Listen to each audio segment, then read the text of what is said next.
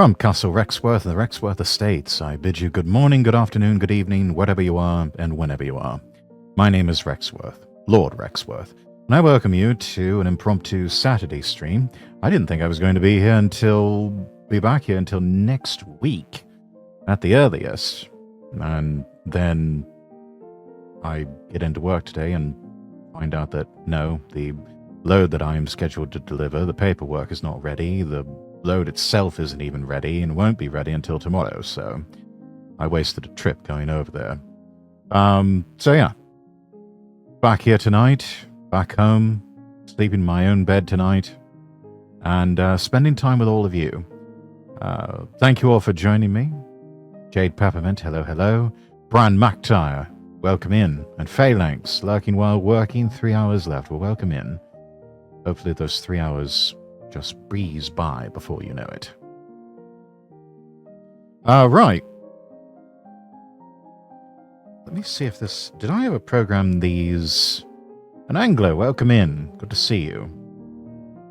I'm wondering... Okay, it only works on Twitch, but... Yeah, I'll just copy and paste. Anyways, quick housekeeping. All links available on the website, lordrexworth.com. lordrexworth.com. Let's see. Make sure that you follow me over on X. x.com/LordRexworth, or just at LordRexworth if you're on x.com. We've also got a Discord. There's the link to it. Put this up over on YouTube as well. And then... Let's see, let's go to our stream manager. There's a link for the Castle Rexworth Discord.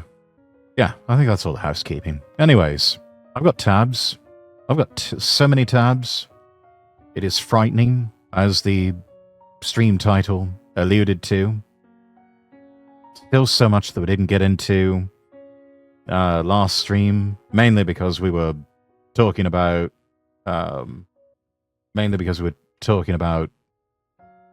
stuff with the Kitsura 9s and some other things.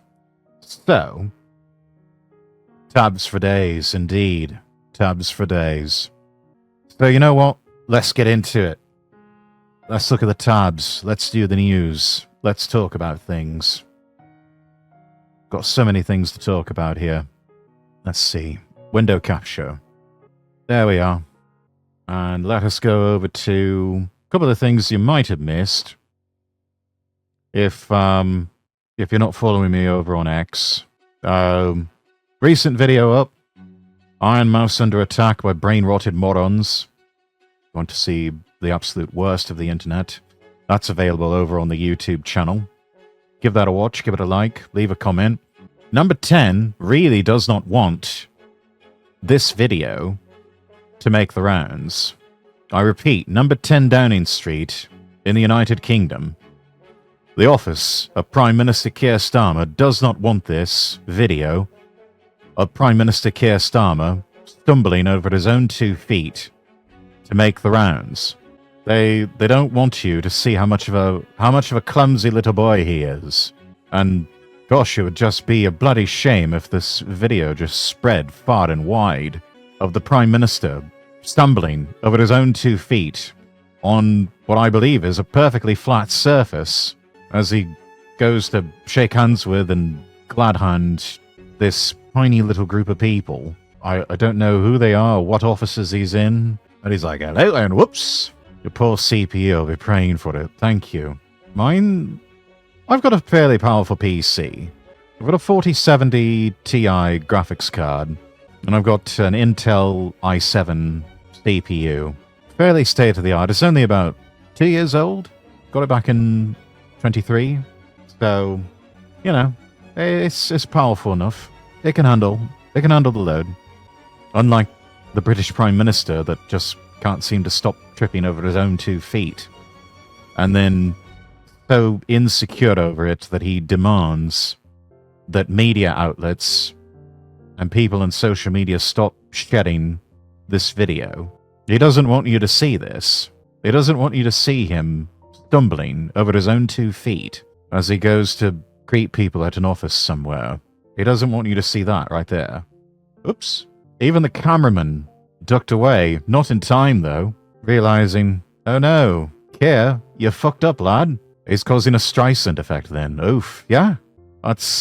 He thinks he's got control over these things. He doesn't. And he's only making it worse. A more effective thing to do would be to just sort of laugh it off, shrug it off, just say, yeah, you know, it happens. We're human. I'm alright.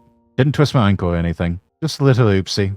It happens. No biggie. And then we all just move on with the day. Oh, the House Republicans in America have passed a resolution condemning socialism. Christian Haynes tweeting out, in September, a leftist murdered one of the most prominent political operatives in cold blood.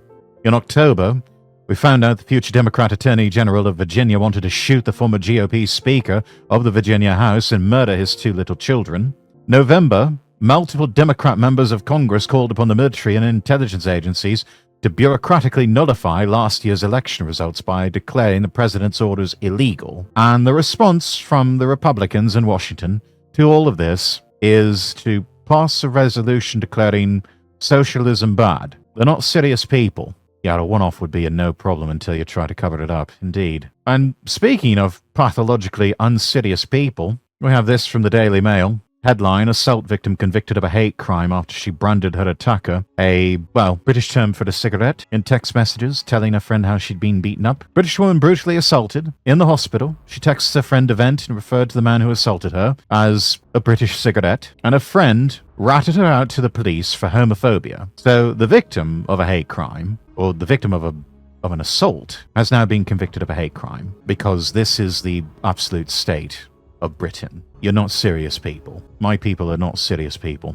As an American, I think this was performative. Actions mean more. Yes, the GOP, they're very good at performative. Asking them to actually deliver results, challenge impossible. Turning back to Britain, there's apparently a deal in place worth £500 million, £500 million by the Daily Mail to buy the Daily Telegraph. So we've got legacy media outlets that were already crap that are now going to become more centralized legacy media outlets that are even more crap than before. Not that any of us even bother to read a newspaper anymore. When's the last time you ever read a newspaper? I haven't read one in years. I think it must have been at least 10 years ago, and that was the Wall Street Journal. 08. Yeah, I can believe that. I can believe that it's been that long. 08 is about the last time that newspapers were even relevant to anyone. Bit of inspiration from Veli, a Vtuber. Real talk, used to be terrified of rejection. I'd isolate, overthink, convince myself I wasn't good enough. That took away a lot of good lifetime opportunities from me. Isn't it the truth? We're so often our own worst enemies. Now, I ask strangers for bites of food, compliment people in the street, call friends randomly, sometimes hop into streams of group calls and end up with spontaneous collabs. I do shit that used to scare me just because I know I can. You realize you're just a grain of sand in a land of it, and none of it matters that much. Take the risk. Time passes very quickly, so you better be sure to make the best use of it. Take the fuck it we ball mindset, you'll become happier with no regrets. I agree wholeheartedly. You can just do things, so do the thing. Take the chance, roll the dice. Here we have a list of claims by environmentalists of what's going to happen to our planet. 1966. Oil will be gone in 10 years. 1967. Dire famine forecast by 1975. 1968. Overpopulation will spread worldwide. 1969. Everyone will disappear in a cloud of blue steam by 1989. Greetings, Sir Stud. Damien Demore, welcome in. How are you? 1970. The world will use up all of its natural resources by the year 2000. Also 1970. Urban citizens will require gas masks by 1985. I was born in the mid to late 80s. I don't recall ever needing a gas mask for anything. Once again, in 1970, this was a banner year for gay ops and gaslighting. Nitrogen buildup will make all land unusable. Decaying pollution will kill all the fish. Killer bees! An ice age by 2000. America subject to water rationing by 1974 and food rationing by 1980. 1971. A new ice age is coming by 2020 or 2030, or, sometime around that time. Because, the debate is over and the science is settled. Global cooling is real. 1972. Yeah, that new ice age that we said was coming by 2020 or 2030. Yeah, no, we pushed that off. It's now 2070. 1972 also. Oil depleted in 20 years. 1974. Space satellite show new ice age coming fast. Also 1974. Another ice age? Also 1974. Ozone depletion, a great peril shadow to life. Okay, that one might be actually under something. Okay, they got one. They got one right. 1976. Scientific consensus planet cooling. Famines imminent. 1977. The Department of Energy says oil will peak in the 90s. 1978. There is no end in sight to the 30-year cooling trend. 1980. Acid rain kills life in lakes. Also 1980. Peak oil in 2000. 1988. Oh, fast forward a bit. We didn't have yearly predictions of bad things. Regional droughts that never happened in the 1990s. Also 1988. Temperatures in DC will hit record highs. Also in 1988. Maldive Islands will be underwater by 2018. Last we checked, they are not. Now, these clowns never know what they're talking about. That actively crying wolf I worry about when the real wolf shows up. I don't think it ever will. I just don't think it ever will. I don't even think there is a wolf. I'm alright just listening, just playing Marvel Rivals while listening to you yourself doing alright. Marvel Rivals sounds like fun. If I can manage to get through most of these tabs, or at least a good chunk of them, might actually get to a video game. I don't know. This might just be a tangentine react stream again, like the last one earlier this week. You would think with the predictions not panning out that people would realize no one knows the future. The ozone was never supposed to close, but it did. Yeah, admittedly, there was some damage done to the ozone layer. It is starting to heal. Let's see. 1989. Rising sea levels will obliterate nations if nothing is done by 2000. Also 1989. New York City's West Side Highway will be underwater by 2019. It's not. 1996. Peak oil in 2020. It's not. 2000. Children won't know what snow is. I can recall several snow days in the 21st century. 2002. Famine in 10 years if we don't give up eating fish, meat, and dairy. 2012 came and went. I don't think we had a famine. Also 2002. Peak oil in 2010. Well, that turned out to be bullshit. 2004. Britain will be Siberia by 2024. I mean, granted, I was in Britain late 2024. It was a bit chilly. I would not describe it as Siberia. 2005. Manhattan underwater by 2015. Spoiler alert, it's not. 2006. Super hurricanes. I think it's rather amusing that America has renamed the Gulf of Mexico into the Gulf of America, and charting the latest hurricane season, most of the hurricanes have kind of wafted away from the Gulf of America. Incredible what's in a name. I could dress you up as a wolf, probably the one from Van Helsing. I'd rather not enter a furry arc, please. It snowed even in South Africa. Recall it happening twice in my lifetime. 25. That stays fairly warm in South Africa, doesn't it? But even in warm parts of the world, you can potentially get snow, if it gets cold enough. Have you heard about the people wanting to use that tick disease to make everyone allergic to red meat? I have. Those people who are wanting to do that are all bastards and sons of whores. So if you have to go outside and touch grass, just be careful, chat. There's your top tip for you. Try to avoid the ticks. Let's see. 2008. Arctic will be ice-free by 2018. It's not. 2008 also. Climate genius Al Gore predicts ice-free Arctic by 2013. It's not. Climate genius 2009 Prince Charles, now King Charles III, says we have 96 months to save the world. 96 months later, and the world is all right. Also 2009, UK Prime Minister says we've got 50 days to save the planet from catastrophe. I'm trying to remember who was the PM back in 2009. Was it Blair? Was it still Tony Blair? Or did we move on to David Cameron and Nick Clegg by then? Or was that Gordon Brown? They all just sort of run together after a while. Anyone who's a Britbong in chat who knows, feel free to chime in before I get to it.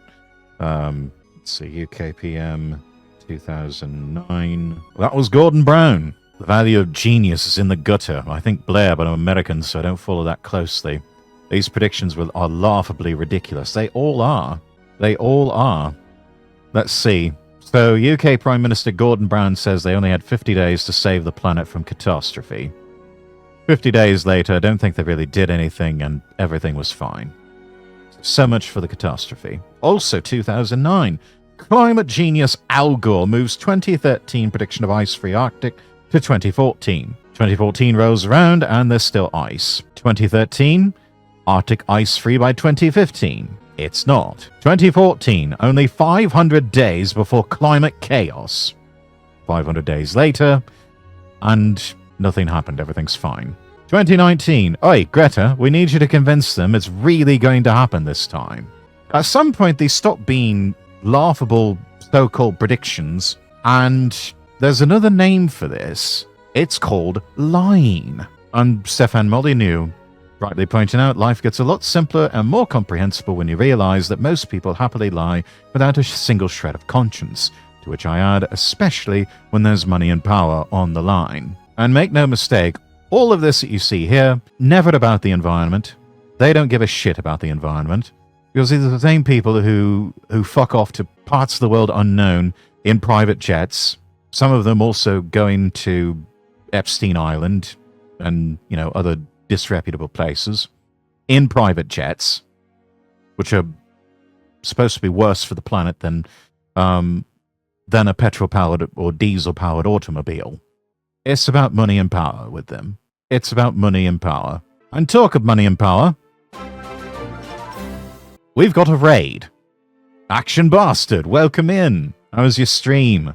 Raiders, if it's your first time here, I'm Lord Rexworth. I'm an English nobleman VTuber, and we're doing a yappy yap about things we saw on Twitter and X, and we're also going to be doing some video reacts. I might get to some video games if I can get through all of these tabs. I've got so many tabs, it's becoming frightening.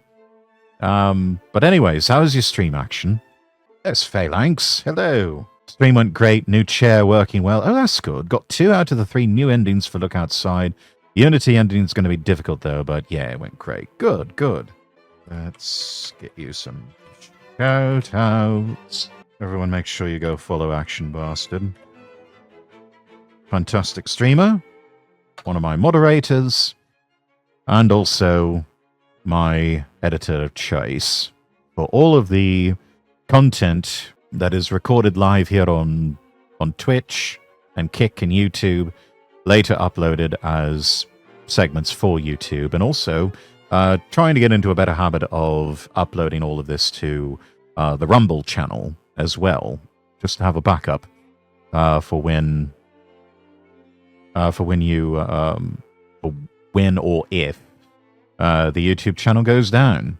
So yes, do make sure you go to lordrexworth.com and give me a follow over on Rumble. I've actually made a video available over on the Rumble channel a bit earlier than what you'll see on the YouTube channel.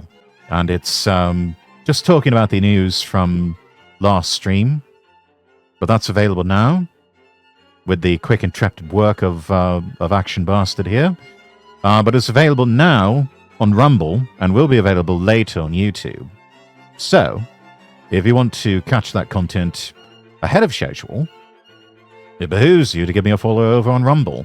Yeah, anyway. But yes, thank you so much for the raid action. Going to be lurking, wifey be home, wanting me to take her grocery shopping. Totally understandable. Chat, if you're coming over from Action stream, do make sure you do your after stream care. Get up and stretch, grab something to eat, something to drink. And yeah, kick back and relax and enjoy the rest of stream here. This entire thing follows the cult mentality so closely, I have to wonder when they're going to ask people to drink the Kool-Aid. I think they did that around 2020, 2021, where they said, get the vax. Anyways, from Christopher Talbot here, retweeting something from Unity News. A French general says Paris must be prepared to lose their sons in order to defeat Russia. Clear incitement to a war that nobody normal wants. Get the audio here, just in case. France's top general has sparked a political uproar. General Fabien Mandon said in a speech that France must be ready to lose its children against the Moscow regime, saying, quote, what we lack, and this is where you have a major role to play, is the strength of spirit to accept suffering in order to protect who we are. If our country falters because it is not prepared to accept to lose its children, because we need to be honest, to suffer economically because priorities will go to defense production, for example. If we're not prepared to do that, then we are at risk. French officials, including President Emmanuel Macron, warned Russia could advance if its Ukraine invasion succeeds. I'm going to press X to doubt on that, as I always have. Russia has zero interest in advancing beyond ethnic Russian borders. General's comments angered many, including politicians across the spectrum from France. Chris Talbot saying, of course, send the white boys to die so the immigrants can take over. A reminder that France, like the UK, completely overrun with migrants from Africa and the Middle East, to the point where Paris is even worse than London now. Absolute cesspool. Smells like it too. But it is actually a well-worn tactic by the ruling elites. Head off a peasant revolt by drafting the peasant men and just send them off to die in a pointless war. It's been done several times before. Most recent examples were the 2 world wars. You will sacrifice your children for the forever war and you will like it. Yes, that's what they would like. That's what they desire. From IMF, yes, you are no. The Free Press, Sally Sattel. This headline is from a real article. Irina Zarutska's killer does not deserve to die. Suicidal empathy strikes again. I just used my phone, went in and fixed it for them, real quick. Because make no mistake, Irina Zarutska's killer does deserve to die. He's been arrested and released multiple times for multiple other criminal offenses. This is the one that he needs to be sent to death row for. This is the one that he needs to be executed for. Mainly because this was a racially motivated hate crime. He killed her because she was white. He murdered her because she is white. And we need to send a message to people that you can't do that. That you can't do that with impunity. You have to garner national pride to ask something like this of your people. That hasn't happened. I don't know if there's much national pride left over in France. I don't know that there's much of anything left in France, to be honest. Yep, quote, I got that white girl. That's exactly what he said. People should be like me and love white people, especially the men. I think that we need to start normalizing the catchphrase that made so many people on the left go apeshit, and that is, it's okay to be white. Because it is okay to be white. I saw a picture here. I don't know if anybody knows who this is, but this is the late Singaporean Prime Minister Lee Kuan Yew. A lot of people forget that Singapore is actually part of the British Commonwealth. But this is Lee Kuan Yew, in his prime. Definitely more colour in his hair back then. Responding to someone saying, officially a San Francisco local, had their car broken into, possibly had something nicked out of there. To which Grace Lydia Suarez here says, oh, this is just one of the realities of urban living, I'm so sorry. Eerily reminiscent of what the current mayor of London said about terrorism being part and parcel of just living in a big city. Which led developer Harris here to just post black and white photograph of the late Lee Kuan Yew, president of Singapore. And piggybacking off of him, I mentioned this and sort of fleshed this out a little bit more, or made it a bit more succinct here for the tweet. You can have an authoritarian multicultural society, a la Singapore, or you can have a democratic monocultural society. An authoritarian monocultural society is possible, but you cannot have a democratic multicultural society. History has shown us they just don't work. Imagine that being controversial, I know, right? But you can have an authoritarian multicultural society, or you can have a democratic monocultural society. But you can't have a democratic multicultural society. They just don't work. Lee Kuan Yew knew this, and he molded and shaped Singapore accordingly into an authoritarian multicultural society. Because he knew everybody would just vote for their own ethnic self-interest. Everyone would vote to loot the treasury, and the whole damn thing would just fall apart. So they maintain a very strict balance, with the ethnic Han Chinese being the dominant part of the population. Everyone else remains strictly a minority percentage. And they are an incredibly authoritarian society. You are being watched everywhere. The laws are strict. You bring in drugs and try to smuggle them or deal them, you will be executed. you spit gum in the street or pollute or leave litter out anywhere, you will be publicly flogged for it. It's harsh, but it works. For them, it is how they have been able to maintain an orderly, clean society. And it works. It just works. Roman Empire invited people in and were torn apart for it. Yes, by the end, Rome itself, the capital city, had invited in so many immigrants that there was almost no native Romans left at the end of it all. We had long boat ride, very dangerous, need Gibbs. Tale as old as time. Oh, added in something from Erin McIntyre. A multicultural society cannot bind together a shared value, so it cannot self-govern. Multicultural societies require emperors, kings, or dictators that cannot be governed as republics. Another good one from Christian Hayens. The entire reason the post-liberal right even exists as a group relevant enough for you to constantly complain about is because liberalism is collapsing under its own contradictions. The old Buckleyite neocon movement cannot address any of their critiques because they are part of the problem. They're outraged at the dangerous demands from post-liberals that conservatives should stop losing. Imagine the conservatives actually winning and wielding power again to punish their enemies. History repeats itself. It really does. But if it doesn't repeat, it just moves in sort of rhyming cycles. The idea that the right can and should win terrifies people like Phil Magnus down here, who are fully invested in the old right's role as controlled opposition for the left. Because you fundamentally agree with the left on most presuppositions. You're simply a leftist who's been cast aside by a revolution that has long since moved past you. TLDR, someone unsavory likes some of your ideas, therefore your ideas are invalid. The easiest tell of controlled opposition, chat, is any emphasis on respectability. They're more worried about getting invited to cocktail parties by people who hate them and us than they are about saving our people, nations, faith, and culture. So there's only one thing you can do, and that's to purge them, destroy them, and discard them. They are nothing but useful idiots for the opposition. So toss them out with the rubbish. And while we're at it, toss out the self-hatred. To reject your ancestors and to hate them is to hate your own existence. Roman helmet guy, tweeting, "You are your ancestors. Pieces of them literally broke off and became you. If you hate your ancestors, you hate yourself." I think this is rather sound advice, if I do say so myself. Stop hating yourself just because someone told you to. These people hate you, but they are too cowardly to take you on directly. And so they try to gaslight and brainwash you into believing that you're evil, in hopes that you will self-destruct. A more social media-friendly way of saying game over yourself. You're not evil. Your ancestors were not evil.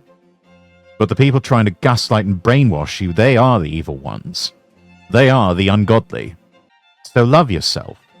Love where you came from. Love your ancestors. Do it not just because it's the right thing to do, but you can also spite the ungodly. It's like the old adage that the best revenge is simply living well. Just live well, chat. Love yourself. Love where you came from. Love your ancestors and live well. Because it pisses off the ungodly. And it's the right thing to do. Video from GB News. I've got it in here in a tab. We will take a look at this. But an ex-Antifa member speaks to Stephen Eddington about how the far left are organizing for war. Quote from our blue-haired friend here, that Antifa talk about violence, guns, going to gun ranges. This shit scares me. They think they're in a civil war. Well, they're right. We are in a civil war. And it's one that they themselves started.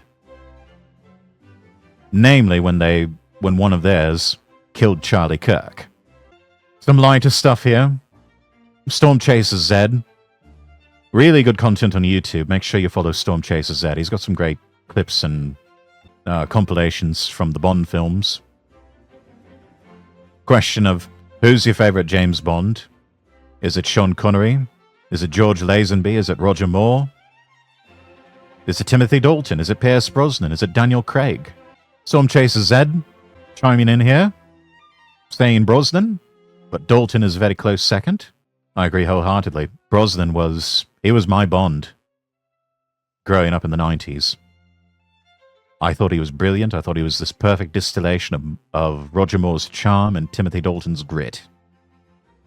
But, you know, he was also brilliant in the American television show Remington Steele. And if you haven't seen Remington Steele, I cannot recommend it enough. They're all my favorite. I mean, they're all really good in their own ways. Connery, for sure. Yeah, I mean, somebody asked me in the response, I think it was Felix Valenti. What do you think of Connery? I mean, he's the OG. He's the one who set the standard. He had a lot of help from director Terence Young in the beginning. I think if Terence Young were a bit younger at the time that Dr. No was being created, he might have just cast himself as James Bond, because so much of what we saw of Connery's performance was Terence Young working with him extensively to polish up an actor that he described as a very rough diamond. Connery had the acting chops, but he did need some polish. He needed some smoothing over of those admittedly rather rough Scottish edges, which we don't criticize that. It's one of the things that have made the Scottish people so resilient over the years. I can hardly criticize, because I myself am at least half Scottish. Family originates from the Scottish Highlands, so we stand for our fellow Scotsmen. But everyone who followed after Connery owe their success to him, and they can only stand on his shoulders. That said, this was my first James Bond, Pierce Brosnan. He was what I knew. Grew up watching GoldenEye, Tomorrow Never Dies, World Is Not Enough.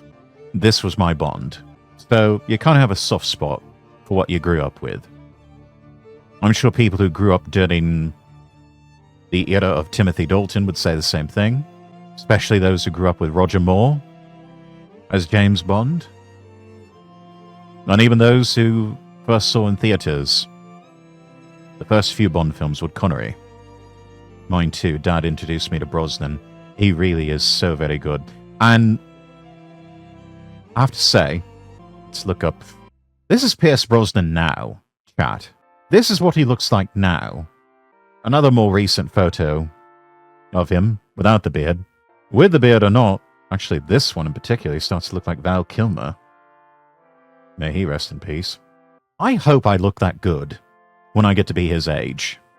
I really hope I look that good when I am his age. Because he has aged so well that it's no wonder the director of GoldenEye and Casino Royale, I believe it was Martin Campbell, who said, yeah, you know what? If I had the ability, I would probably bring Pierce Brosnan back as an older mentor figure to a young Bond, or maybe even cast him as the buddy.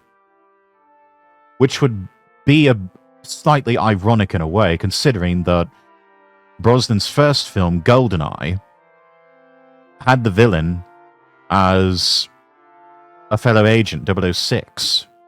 So in a way, the career just sort of comes full circle. I love that idea. Totally fair. I'm 37 as of today, but I watched Connery more as a kid. Yeah. Home video was built on the backs of... was built with... on the back of releases like the James Bond series. That would be pure cinema. It really would be. And make no mistake, Brosnan still has it. He's still got the acting chops. He hasn't missed a beat. He has definitely aged. I mean, it has been 30 years since GoldenEye premiered, but he's still got it. He's still got that X factor going for him. And let's face it, an elder Pierce Brosnan still has more Riz in his little finger than most of the young so-called talent in Hollywood today. 70 years old. He's played a womanizer in the form of Bond on screen. I'm going to move you out of the way here, chat, and move you up here. This is his wife. He has stayed with her for, I think, well over 30 years now. I don't know. How long has he been married? I know his first wife had some guest starring roles when he was on Remington Steele. And she was also one of the Bond girls. She was in Octopussy? Yeah. Cassandra Harris. Yes, he had just married her. No. That's wrong. Not Octopussy. For Your Eyes Only. She was in For Your Eyes Only. They had just married, and she got the part in For Your Eyes Only. And a much younger Pierce Brosnan was on the set of For Your Eyes Only. His presence was noted by producer Cabby Broccoli back then. Even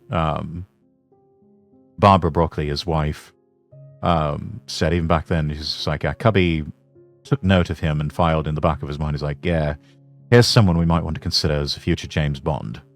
That's facts. Brosnan versus, say, Jared Leto. Even now, I say Brosnan wins. Absolutely. I don't know why... Jared Leto, I can't see it. I can't see him being Bond. I can't really see any sort of established actor. They really need to go with someone who's relatively unknown, who's had a few successes, but not a big, huge breakout star, mainly because they're too expensive. But yes, sadly, his wife, Cassandra Harris, I believe she passed away from cancer. She died in 1991. He stayed with her till the very end of her life. Was a single father for many years, especially during the 90s when he was doing the Bond films. 2001, he married Keely Shea Smith, this lady right here. And he has been loyal and devoted to her ever since. I was actually surprised to hear that Brosnan is actually quite the hippie, IRL.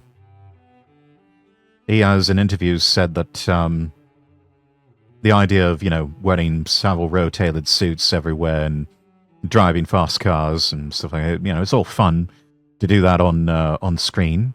But he said in his personal life, he prefers loose linen shirts and trousers, nice pair of sandals, or just walking around barefoot.